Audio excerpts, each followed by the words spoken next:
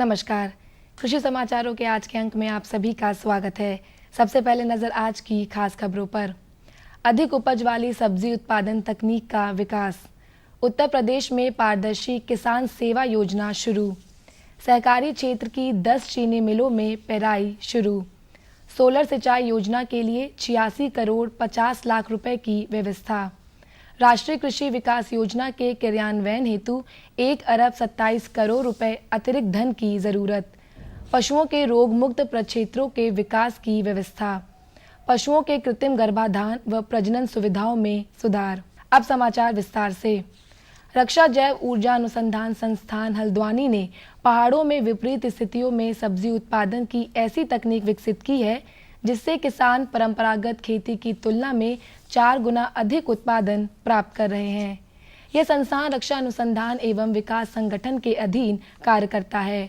संस्थान ने विपरीत परिस्थिति में भरपूर पैदावार देने वाली संकर किस्में भी विकसित कर लिया है। संस्थान के सूत्रों ने बताया कि निचली पहाड़ियों में फरवरी में आलू की फसल उगाई जा रही है, जो मई जून में तैयार हो जाएगी। इसी प्रकार ऊंची पहाड़ियों में आलू की फसल मार्च अप्रैल में लगाई जा रही है, जो सितंबर अक्टूबर तक तैयार हो जाएगी।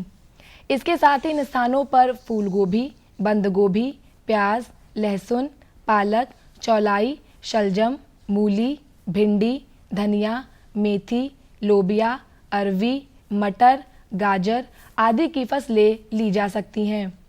संस्थान का दावा है कि 5 मीटर चौड़े, 5 मीटर ऊंचे और 10 मीटर लंबे ग्रीन हाउस में एक परिवार के लिए पर्याप्त मात्रा में तरह तरह की सब्जियां उगाई जा सकती हैं। उत्तर प्रदेश में पारदर्शी किसान सेवा योजना शुरू की गई है। इस योजना के तहत किसानों एवं कृषि मजदूरों का पंजीकरण किया जा रहा है।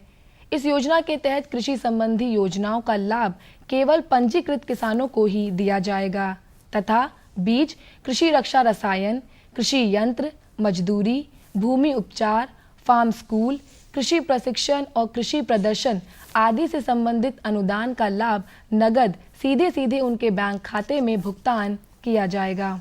उत्तर प्रदेश में सहकारी क्षेत्र की 10 चीनी मिलें चालू हो गई हैं तथा उनमें गन्ने की पेराई का कार्य शुरू हो गया है। सहकारी क्षेत्र की जिन 10 चीनी मिलों में पेराई का कार्य शुरू हो चुका है वे हैं जनपद लखीमपुर खीरी की बेलराया और संपूर्णा नगर, सहारनपुर की ननौता एवं सरसवा, जनपद बागपत की रमाला और अमरोहा जिले की गजरौला, मुजफ्फरनगर की मोरना, बुलंदशहर जिले की अनूपशहर तथा बिजनौर जनपद की स्नेखेड़ा चीनी मिल।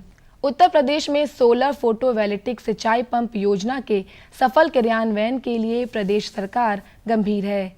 इसलिए अनुपूरक बजट में 86 करोड़ 50 लाख रुपए की अतिरिक्त व्यवस्था की गई है, जबकि राष्ट्रीय कृषि विकास योजना के अंतर्गत विभिन्न कार्यक्रमों के कार्यान्वयन के लिए सरकार ने अनुपूरक बजट के रूप में 1 अरब 27 करोड़ रुपए की व्यवस्था की है।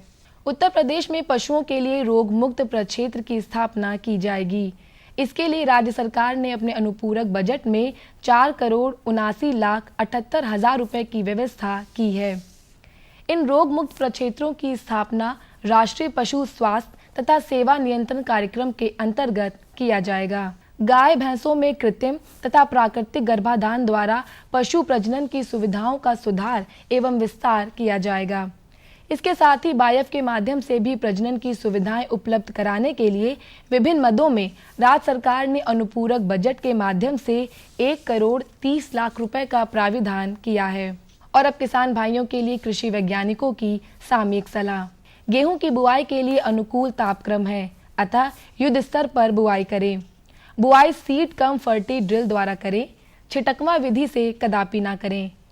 गेहूंसा एवं जंगली जई आदि पतली पत्ती वाले खरपतवारों के नियंत्रण के लिए आइसोप्रोट्यूरॉन 75%, WP 1.25 किलोग्राम प्रति हेक्टेयर अथवा सल्फोसल्फ्यूरॉन 75%, WP की 33 ग्राम प्रति हेक्टेयर मात्रा बुआई के 20 से 25 दिन के बाद 500 से 600 लीटर पानी में घोल बनाकर छिड़काव करें। संकरी एवं चौड़ी पत्ती वाले दोनों प्रकार के खरपतवारों के एक साथ नियंत्रण हेतु सल्फोसल्फ्यूरॉन 75%, मेट सल्फोसल्फ्यूरॉन मिथाइल 5%, WG 40 ग्राम बुआई के 20 से 25 दिन के बाद 500 से 600 लीटर प्रति हेक्टेयर पानी में घोल बनाकर छिड़काव करें।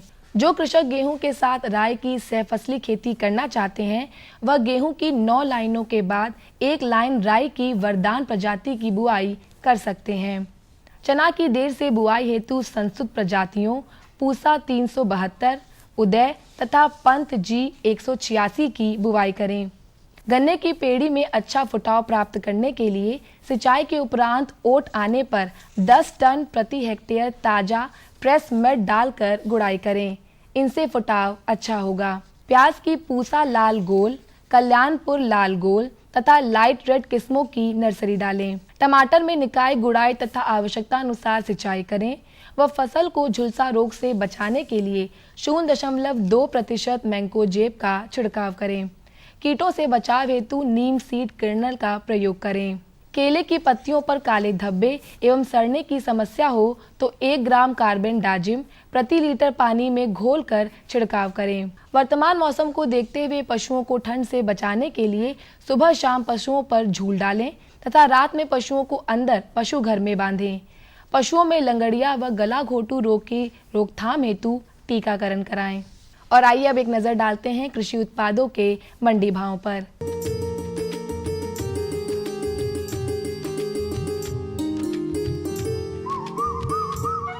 गेहूं बड़ौद की मंडी में 1545 रुपए, बाराबंकी की मंडी में 1475 रुपए, उन्नाव की मंडी में 1460 रुपए और फैजाबाद की मंडी में 1475 रुपए प्रति क्विंटल रहा। चावल बड़ौद की मंडी में 2060 रुपए, बाराबंकी की मंडी में 1930 रुपए, उन्नाव की मंडी में 2030 रुपए और फैजाबाद की मंडी में 2040 रुपए प्रति क्विंटल रहा। चना बड़ौद की मंडी में 3425 रुपए, बाराबंकी की मंडी में 3550 रुपए, उन्नाव की मंडी में 2750 रुपए और फैजाबाद की मंडी में 3685 रुपए प्रति क्विंटल रहा। गुड़ बड़ौद की मंडी में 2225 रुपए, बाराबंकी की मंडी में 2990 रुपए, उन्नाव की मंडी में 3660 रुपए और फैजाबाद की मंडी में 3275 रुपए प्रति क्विंटल रहा। और अब सब्जियों के भाव।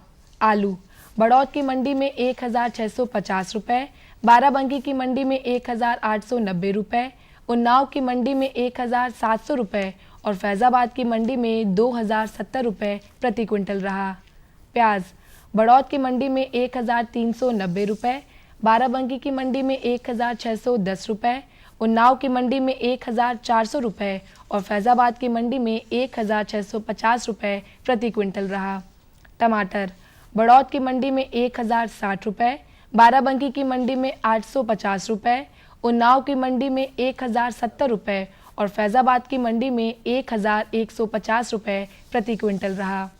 हरी मिर्च बड़ौद की मंडी में 1910 रुपए, बाराबंकी की मंडी में 1935 रुपए, उन्नाव की मंडी में 1000 रुपए और फैजाबाद की मंडी में 850 रुपए प्रति क्विंटल रहा।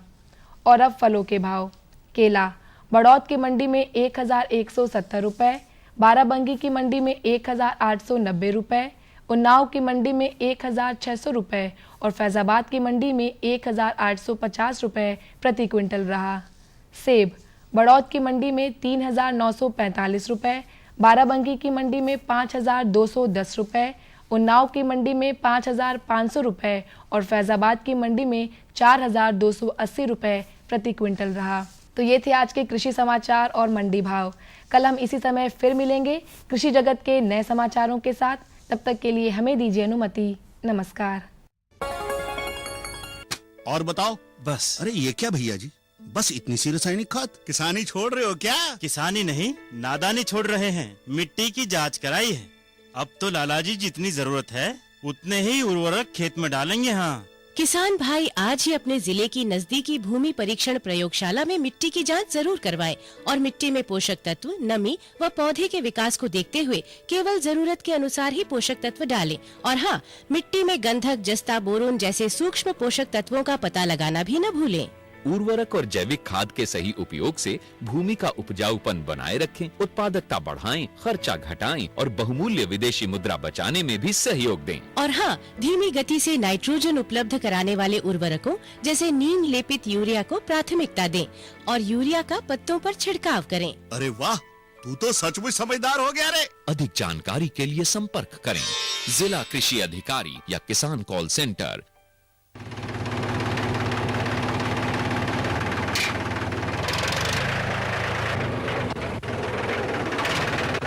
अरे हरकू वाह, बीज कीटनाशक और आज खाद भी। अरे इतना खर्चा कहाँ से? अरे खर्च की चिंता किसे है, मेरे पास है ये किसान क्रेडिट कार्ड। कार्ड? अरे बैंकों द्वारा जारी इस कार्ड से किसान उसकी सीमा तक की रकम कभी भी बैंक से निकलवा सकता है और खेती बाड़ी की सामग्री कभी भी खरीद सकता है।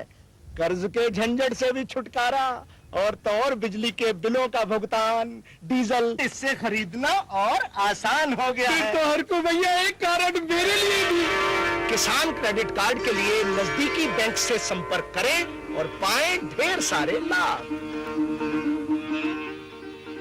शामू भैया, सरकार कह रही है पूर्वी भारत में भी दूसरी हरित क्रांति आएगी। अरे ये तो पंजाब और हरियाणा में हुआ था, यहाँ तो अनाज की पैदावार अब भी कम है। सरकार की बातों में कुछ तो दम होगा, आखिर यहाँ बारिश 3 गुना होती है। चलो वैज्ञानिक का नंबर मिलाते हैं। अरे वाह, आ गए। नमस्ते सरपंच जी। हाँ भाई, उपजाऊ जमीन की कीमत को पहचानो। जरूरत है सिर्फ सही किस्म और तकनीक अपनाने की। पूर्वी भारत में सरकार कम गहरे नलकूप और बोरवेल के निर्माण के लिए सहायता दे रही है। लेकिन सरकार से और मिलेगा क्या? भरपूर मदद, जमीन की तैयारी से लेकर फसल की कटाई तक तकनीकी सलाह। 1000 हेक्टेयर के सैकड़ों क्षेत्रों में चावल और गेहूं के खास प्रदर्शन भी चल रहे हैं। अरे वाह, फिर तो हमारे खेत भी लहला उठेंगे। क्या ये सपना सच होगा? हाँ जरूर, पूर्वी भारत अब हरित क्रांति का अग्रदूत होगा। आओ हम सब मिलकर कदम बढ़ाएं। खुशबू की फुहार में, स्वाद की बहार में, तरक्की की तानों में, खिलती मुस्कानों में, हरे भरे पौधों में, बड़े बड़े सौदों में, मधुर भिनभिनाहट में, खुशियों की आहट में, एनएचएम बागवानी मिशन, हमारी चाहत, आपकी मुस्कुराहट।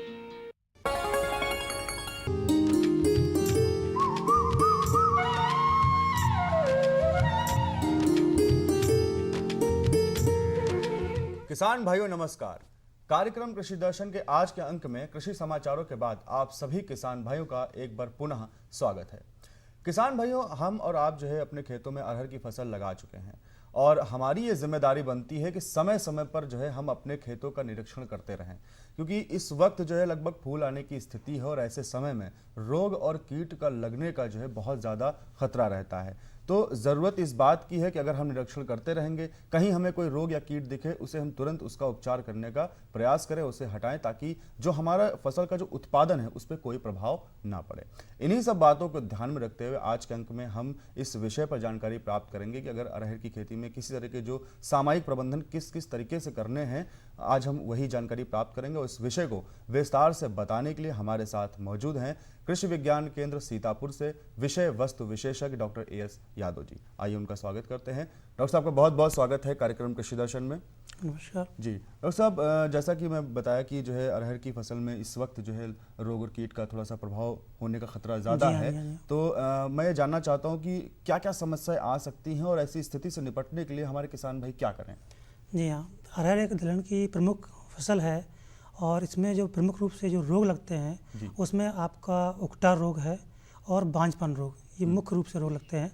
उकटा रोग में आपका जो है जो पौधा है वो सूख जाता है। इसमें आपका जो खाना है, इसका जो भोजन लेता है पौधा और पानी जो लेता है, तो वो जो है अवरुद्ध हो जाता है। और ये जो है एक फ्यूजेरियम नामक जो है कवक होता है, उसकी वजह से जो है यह रोग लगता है। तो इसकी रोकथाम के लिए किसान भाइयों को हमें ये करना चाहिए कि जो पहले तो रोग रोधी जो प्रजातियां हैं उसका हम चयन करें, और इसके अलावा जो है हम अगर वो चयन कर लेते हैं, इसके बाद वो बीज शोधन जो है बहुत महत्वपूर्ण है, जो कि किसान भाई अज्ञानतावश या नई जानकारी ना उपलब्ध होने की वजह से नहीं कर पाते हैं। तो इसके लिए आपका जो कार्बनडाजिम एक फफूंदीनाशक दवा आती है, इसका जो है 2 से 3 ग्राम दवा प्रति किलो बीज के हिसाब से इसका बीज शोधन कर लें। इसके अलावा दूसरी जो दवा है आपकी फफूंदीनाशक में, आपका ट्राइकोडर्मा जो है, ये जो पाउडर है, ये पाउडर की तरह से होता है ट्राइकोडर्मा। इसको भी जो है 3 ग्राम दवा जो है प्रति किलोग्राम बीज की दर से जो है इसका जो है प्रयोग किया जाता है। इससे बीज शोधन कर सकते हैं।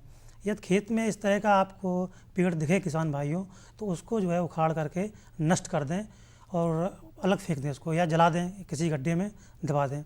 इसके बाद जो दूसरा जो रोग आता है वो बांझपन रोग है। ये इसमें जो है पौधा आपका जो है, जैसा कि नाम से स्पष्ट है बांझपन रोग, तो इस प्रकार का पौधा जो है वृद्धि होती रहेगी इसमें, और इसका जो ग्रोथ है मतलब वृद्धि वो कम हो जाएगी, पौधा बौना सा दिखेगा बांझपन में। और इसमें किसी भी प्रकार की आपकी जो है इसमें फलियां नहीं आएंगी, ना फूल बनेगा, सिर्फ वृद्धि होगी। और इसकी जो पत्तियां होती हैं उसमें हरापन खत्म हो जाता है धीरे धीरे। पीलापन जो है इसका जी हाँ, ये पहचान है। जी हाँ पीलापन रहेगा। इसके बाद मतलब पौधा नाटा रहेगा, इसकी ज़्यादा बढ़वार नहीं होगी, और पत्तियां आती रहेंगी जाती रहेंगी, लेकिन इसमें फली किसी भी प्रकार की नहीं आती है। तो ये जो है कि विषाणु जो से फैलता है ये, और इसके लिए जो रोग कारक है इसका जो माइट बोला जाता है, उसकी जो फैलाने का कारक है। तो इसकी रोकथाम के लिए किसान भाइयों आप जो है डाईमेथोएट 1 मिलीलीटर दवा को जो 1 लीटर पानी में घोल करके इसका छिड़काव कर देंगे, तो इससे जो है इसका प्रबंधन हो जाएगा। इसके अलावा जो आपकी जो रोग रोधी प्रजातियां हैं, इसमें आप भारतीय दलहन अनुसंधान केंद्र कानपुर में है, तो वहाँ से कई प्रजातियां निकली हुई हैं आपकी, तो उनका आप चयन करेंगे तो ये जो है आपका इस तरह के रोग जो है इसमें नहीं लगेंगे। यानी प्रारंभ से अगर किसान भाई रोग रोधी प्रजातियों का ही चयन करते हैं तो इस समय ऐसी स्थिति ना उत्पन्न हो। लेकिन डॉक्टर साहब, क्योंकि अब सामान्यतः अगर हम सामयिक तौर पर बात करें, अगर ऐसी स्थिति आती है तो हमें उसके बचाव के लिए दवाई का छिड़काव करना आवश्यक हो जाता है। जी हाँ। इसके अलावा यदि वो इस तरह का पौधा खेत में खड़ा दिखता है तो उसको उखाड़ करके वो नष्ट कर दें, क्योंकि जो है हमेशा हमें बचाव उपचार से बेहतर है, वो सस्ता है।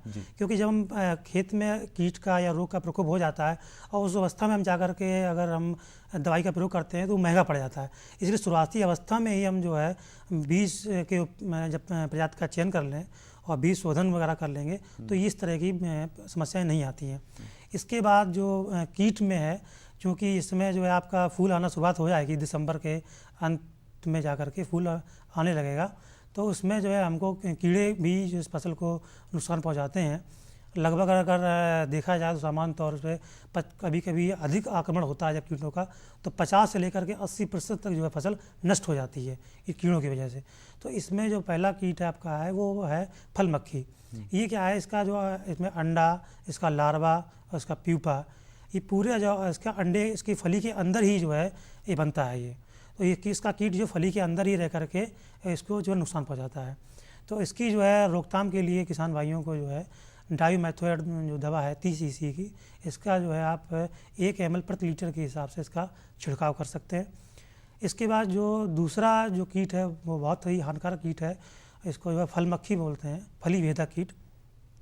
तो ये जो कीट आपका जो है फली के बाहर रह करके, फली के अंदर जो है बाहर रहेगा, उसमें छेद बनाकर इसका सिर जो है वो फली के अंदर अपना प्रवेश कर देता है और उसके अंदर रह करके वो खाता रहता है, और इससे जो है बहुत ही नुकसान होता है। लगभग हमारी जो है 60 से 70% तक जो है फलियाँ जो है इससे जो है नष्ट हो जाती हैं इसकी वजह से।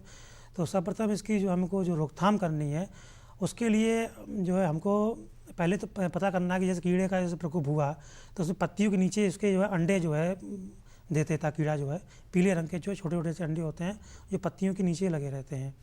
तो किसान भाइयों को क्या करना है, एक जो है फेरोमोन ट्रैप आता है, तो इसमें जो है इसके ऊपर एक जो ढक्कन लगा हुआ है जिससे कि जो है आपका इसमें सूर्य का ज़्यादा प्रकाश या जो है पानी की वर्षा से वो ख़राब ना हो जाए।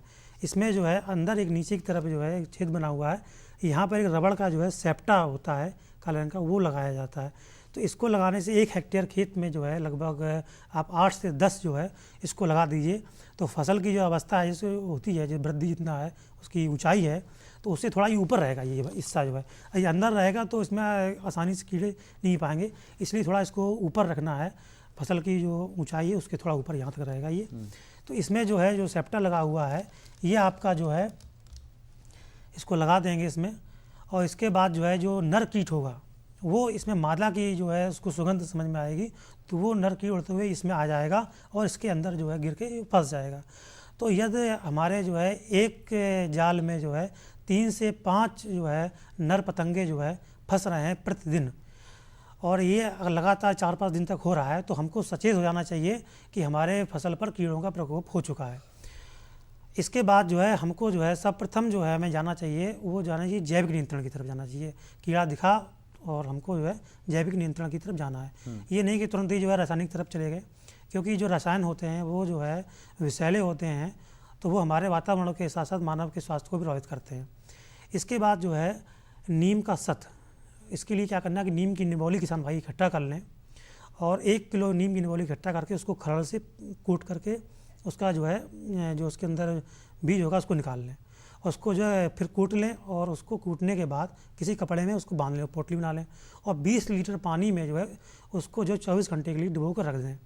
इसके बाद सुबह जो है उसको जो है निकाल करके और उसको जो है सत निकाल लें, उसका सफ़ेद रंग का दूधिया सा सत निकलेगा, और इसको जो है घोल जो है बना करके इसको जो है आप 2 से 3 मिलीलीटर जो है इसको जो घोल बना करके प्रति लीटर पानी में और छिड़काव करेंगे, तो उससे ये कीड़ा जो है आपका भाग जाएगा।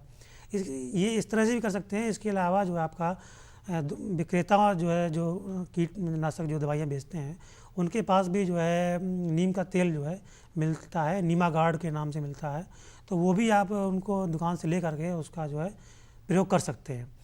इसके बाद जो है हमको जो है रसायन की तरफ बढ़ना चाहिए, अगर हम नहीं बचाव नहीं कर पा रहे हैं और सावधानी भी रखनी है, जैसे कि लगातार 15 दिन के अंतराल पर छिड़काव करना है। हमने छिड़काव किया और पता चला कि बरसात हो गई, तो ऐसा नहीं है कि जो वो तो घुल गया दवाई आपका, तो इस वजह से जो है किसान भाइयों को जो है उसको जो है दवाई को जो छिड़कने के बाद देखता रहना चाहिए, निगरानी करती रहनी चाहिए। इसके बाद जो रसायन है, जो दवाई जब लेने जाएँ तो उस बोतल पर जो है एक हरे रंग का जो है ऐसे पतंग के नमा जो है एक चिन्ह बना होता है, जिसमें आधा भाग सफ़ेद होता है और आधा भाग इसमें रंग होते हैं। इसमें आपका हरा रंग है, तो ये जो है जैसे लाल रंग अगर डब्बे पर बना हुआ है, इस तरह का निशान बना हुआ है लाल रंग के डब्बे का, तो वो बहुत जहरीला है, वो आपके स्वास्थ्य के लिए और पौधे में जाएगा, चूँकि हाँ तो वो जहरीला है। तो इसलिए जिस पर हरे रंग का जो निशान बना हो, तो कृपया उन्हीं दवाइयों का आप प्रयोग करें, उन्हीं दवाइयों को खरीदें दुकानदार से, उसका दवा प्रयोग कीजिए। अब जैसा कि आपने बताया कि जो है सामयिक तौर पर जो रोग और कीट हैं बहुत बढ़ोतरी हो सकती है, जिनकी वजह से उत्पादन पर असर पड़ सकता है। अगर जैविक प्रक्रिया पहले अपनाएं, जैविक चीज़ों का प्रयोग पहले करें, उसके बाद रसायन पर जाए तो ज़्यादा बेहतर होगा। और बिल्कुल ये अच्छी बात है, हमारे किसान भाई इसका प्रयोग करते हैं तो निश्चित तौर पर जो उत्पादन पर उनके खास प्रभाव नहीं पड़ेगा। तो इन सभी जानकारियों के लिए आपका बहुत बहुत धन्यवाद। नमस्कार।